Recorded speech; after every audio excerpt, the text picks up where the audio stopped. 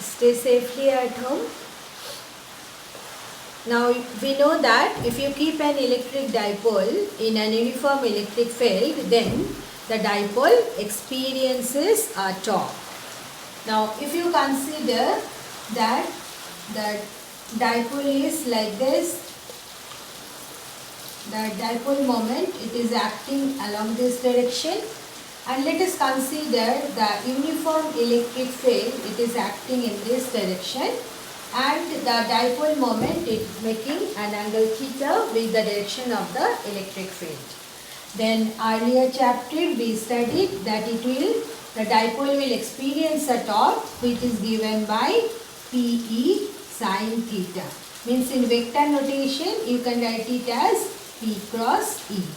And if you consider the magnitude, then the dipole is experiencing the torque Pe sin theta. Alright. Now, under the action of the torque, if the dipole rotates through an angle, through a small angle d theta, alright, then what will be the small work done in rotating the dipole through that angle theta? It will be tau d theta. Alright, all of you know in rotational motion chapter also studied that work done in rotation while rotating a body, it is given by torque into the angular displacement. So here angular displacement is d theta. So if you substitute torque, you are getting Pe sin theta d theta. Is that clear? Now suppose you are rotating the dipole from angle theta 1 to theta 2. Means initially dipole was making an angle theta 1 with E, and then it is making an angle theta 2 with E. In that case, what will be the total work done?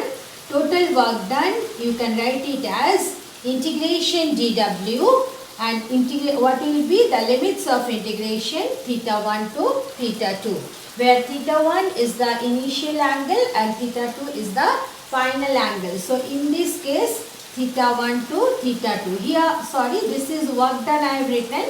So in this case, what will be the limits of integration? 0 to w, because initially no work is done, and after the rotation work is done. So it will be integration 0 to w dw, and here if you substitute tau, you are getting it as Pe sin theta d theta. So here integration is over theta. That's why the limits of integration will be theta 1 to theta 2. Now integration dw is w, and so 0 to w when you will put, you will get w only. So you can write it w is equal to here P and E you can take outside the integration. Alright. And integration sin theta d theta, how much it is? Integration sin theta d theta is minus cos theta. So put the limit theta 2 to theta 1. So if you put the limit, then you are getting Pe minus cos theta 2. Then another negative sign will come when you will substitute the lower limit. So it will become plus cos theta 1. So you are getting the expression as Pe cos theta 1 minus cos theta 2. So this is the work done in rotating a dipole in a uniform electric field. You must learn and remember the formula, because you may get the derivation or you may get numericals on this one. So this is a very another important topic from this chapter, and please learn the derivation. Now consider the special cases. If you consider that initially the dipole was along the direction of the electric field, look at the pen, it is along the direction of the electric field. This was the dipole, initially it is like this. Means theta 1 is 0 degree, and suppose you have rotated through an angle theta. Then you see what will be the work done. Work done will be cos 0 degree minus cos theta, and cos 0 is 1. So you are getting 1 minus cos theta. Clear to everybody? Now, second case, these are the two frequently asked cases. So that's why I am saying, suppose First, initially the dipole was parallel to the direction of the electric field. Then what you have done, you have made it anti-parallel to the electric field. Means you have just rotated the dipole through an angle 180 degree. In that case, what will be the work done? Work done will be PE cos 0 degree minus cos 180 degree. Now what is the value of cos 0 degree? 1. Cos 180 degree minus 1. So minus 1 will become plus 1. So how much is the work done? The work done will be 2 PE. So this is the general expression, W is equal to PE into cos theta 1 minus cos theta 2 for work done to rotate a dipole in a uniform electric field. Now suppose you are bringing an electric dipole or keeping an electric dipole in a electric field. So let us consider the direction of the electric field is E. What you are doing, you are bringing the dipole from infinity and setting it in the electric field so that the dipole moment and the electric field, they are in the same direction. What does it mean? You are setting the dipole in such a manner that the dipole is along the, you see here what is the direction of the dipole moment? Negative to positive. So direction of dipole moment is this, and you are setting the two charges at the 2 point A and B. Alright. Now remember that when you are bringing the charges, from where you are bringing? You are bringing it from infinity. Alright. Now understanding. How you will bring it? First of all, you will bring the minus Q charge from infinity to the point A. Alright. Now you see, when you are bringing the minus Q charge from infinity to the point A, then you will bring it from infinity to B, then B to A. Is that clear? Now, when you will bring the plus Q charge you will bring from infinity to B. Alright. Now understand it, to bring the charge plus Q from infinity to B, alright, and to bring the charge minus Q from infinity to B, they will be equal in magnitude but they will have opposite sign. Why? Because one charge is positive, another is negative. Is that clear? So what you can write, that work done in bringing the charge, means this is the way you can write, work done to bring the charge from infinity to B for plus Q, and work done infinity to B for minus Q. They are equal in magnitude but opposite in sign. So what will happen when you will add these two? Then they will get cancelled. Now the question arises, why they are opposite in sign? Understand it? When you are bringing the positive charge, you are doing work against the electric field. But when you are doing the negative charge, bringing the negative charge, then work is done by the charge itself, by the field itself. Is that clear? So what is happening? These two will cancel each other. So you can write it that work done for infinity for plus Q, then plus work done from infinity to B for minus Q, this is 0. Is that clear? So one can say that what is the work done to bring the dipole from infinity to that point? Therefore you see what you can write, work done to bring the dipole from infinity to the field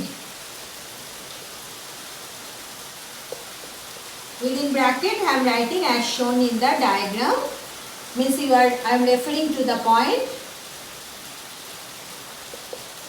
It will be how much? Work done to bring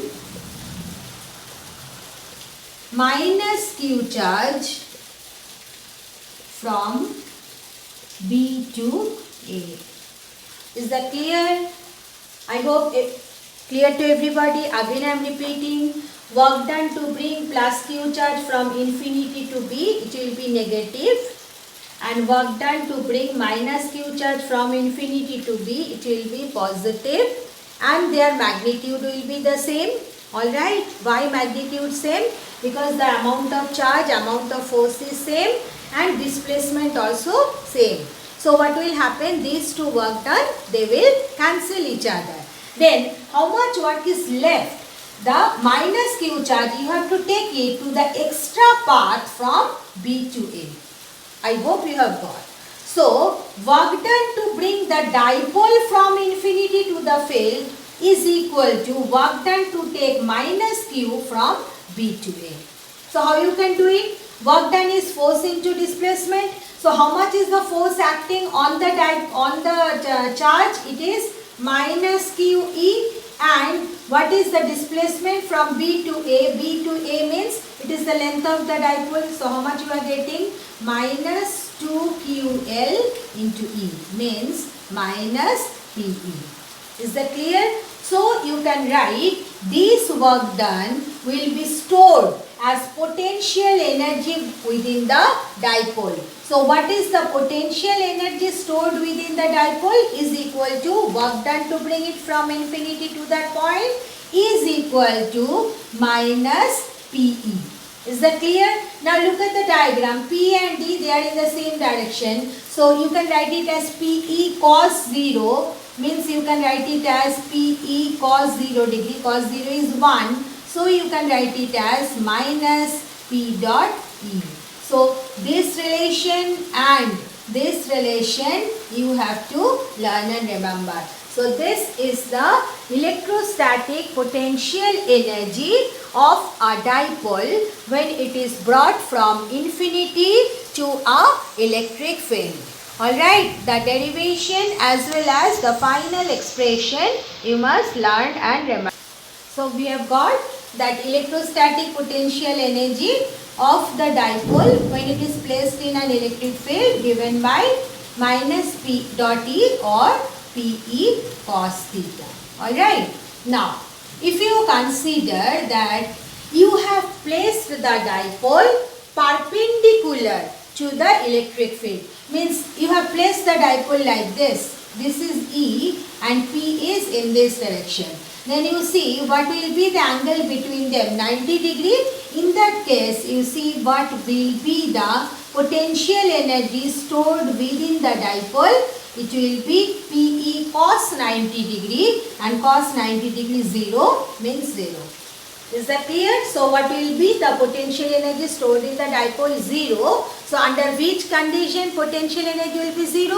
When you are placing the dipole perpendicular to the electric field. Then second case, you are placing the dipole parallel to the electric field. The case I have discussed. Alright. So if you are placing parallel to the electric field, then you see what is the angle between them, 0 degree. So what will be the potential energy? Minus PE. Is that clear?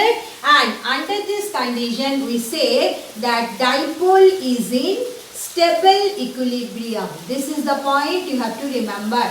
Dipole is in stable equilibrium. Alright. When P and E are parallel to each other. Now what you have done, you have placed the dipole anti-parallel. Anti-parallel means what? That angle between P and E is how much? 180 degree. In that case, you see potential energy will become PE cos 180 degree and cos 180 degree is minus 1. So potential energy will become plus PE. Alright. Now potential energy is maximum.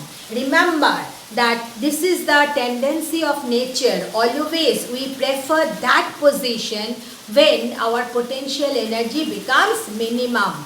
Alright. And everyday life unknowingly we use that. You know that it is better, you feel better when you sit rather than standing, isn't it? So when you are sitting, your potential energy become less than the potential energy when you are standing. Then you prefer to lie down on the bed, leaving the studies and everything. Yes or not? You just prefer to sleep for longer period of time. Why it is so? Because when you are sleeping, then potential energy is minimum, and that is the condition for stable equilibrium. Means we always prefer to minimize our potential energy. Everything, this is the tendency of nature. Okay, that always we try to have, if anything present in the universe, always they try to possess the minimum potential energy, and when they possess minimum potential energy, then they attain the stable equilibrium. So here you see, when the potential energy is minimum minus PE, it is minimum, then the dipole is in stable equilibrium. But when the potential becomes maximum, then the dipole will be in unstable. Dipole will be unstable. Alright, unstable or equilibrium means dipole, it becomes unstable. Clear to everyone? So that's the end of the this one electrostatic potential chapter. Now from this chapter, the derivations, that is the electric potential at any point on the axis of the dipole, then electric potential at any point, okay, due to an dipole, and then what is the work done to rotate a dipole in a uniform electric field, and what is the potential energy possessed by a dipole when it is brought from infinity and placed in an electric field. These four derivations are very important for your board exam. Not only that, the formulae I wrote within that rectangle, okay, they are also very important for your board exam. So please do learn it. Thank you, girls.